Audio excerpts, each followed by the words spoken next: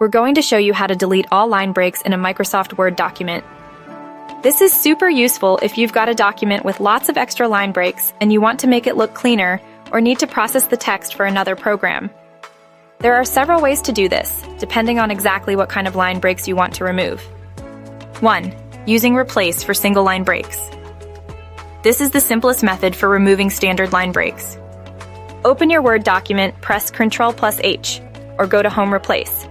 In the Find What box, type the PUP. This is a special code that represents a paragraph mark, the actual line break. Leave the Replace with box empty. Click Replace All. This will remove all single line breaks in your document. Remember to save your document after making these changes. 2. Using replace for multiple line breaks.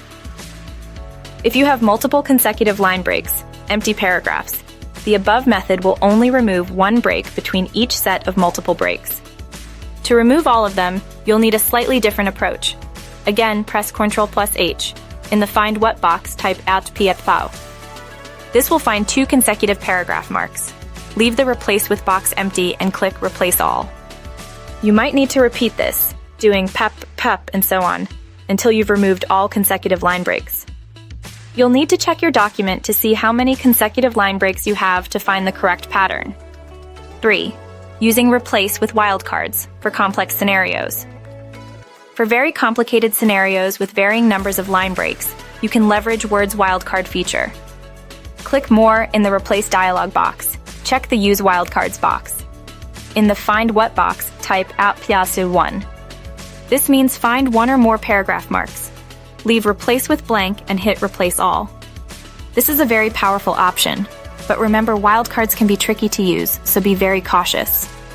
It's always a good idea to save your document before using wildcards, just in case something goes wrong. 4. Copy and paste into a plain text editor.